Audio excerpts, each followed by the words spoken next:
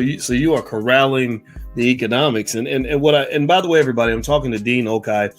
Dean is the founder of ADPAC, which is the African Diaspora Public Affairs Committee, and he also is just a brilliant black man that's across the sea. But you have a lot of allies over in the UK, and I want you all to make sure you know that.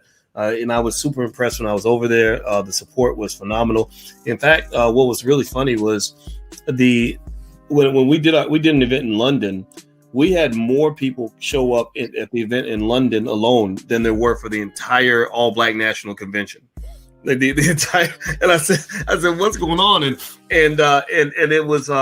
it was interesting too, because after the events are done, and this is why I think that your community is in a great position to really mobilize and implement, is because I remember afterward I always sign books, and one of the things I notice here in the States is if I sign a lot of books, I'll see a lot of kids with their mothers and the father is maybe not there, right? And then sometimes I'll see a full family, and sometimes I'll see a father with their son, but I don't always see a lot of full families. Whereas I remember in London, I noticed it seemed to me that almost every family was a full family. When there was a child, there was a mother and a father, and I'm wondering if that has anything to do with the approach. The men in London, I felt, at least the ones I met, were just kind of built in a certain way that was sort of where the natural role of the man hasn't really been sort of undermined as dramatically. I mean, don't get me wrong. We know that the UK has its own problems that are but it seems to me that there's something there. Maybe it's that Caribbean underpinning as well that drives family a little bit more. And I'm wondering if you've noticed any of that, just maybe as a person who's looking at America from a distance as well, in terms of how that broken family structure may undermine your ability to actually implement structured policies within your community. Do you have any thoughts on that? Absolutely. So I'm going to be honest, because I wouldn't take your lead and make any impersonations. London and the UK is no different from the United States. The thing of it is, birds of a feather attract each other. Birds of a feather attract each other. And if you put out the call, if you move in circles where men are men, then men are going to come. And those men are representative of their families. So what you see is merely a mirroring of what was called upon. But if we're looking at the general demographic, it's exactly the same as the United States.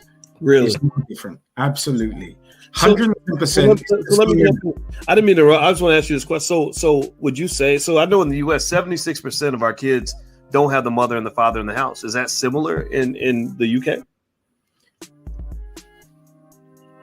I'm not even going to answer your question. I'm going to preface it with this. We are the subjects of a 500-year Black project, which is a European project. We're just the subjects. And if you think about us being the subjects of a 500-year Black project, then somebody else is running that project, right? If we're just the subjects. Right.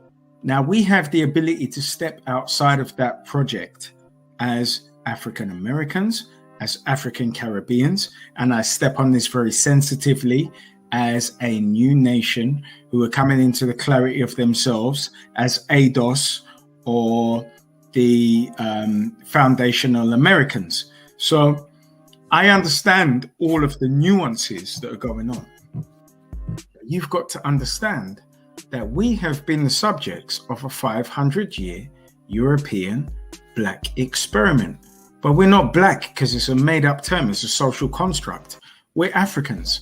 And to separate us from the land, which has value, to separate us from our spirituality, which has value, which connects us to our ancestors who run through our blood, all of these things enable Europeans to isolate us and make us victims, right? Yep. Why do we have a victim mentality? It's because we capitulate to their design based on our indoctrination, because we allow Europeans to educate our children. Now, that's merely an indoctrination. That's not an education, because we are indoctrinated to serve Europeans and their agenda. So we become part, like in the Matrix, human batteries for the European machine. We just stepped outside of that in ADPAC.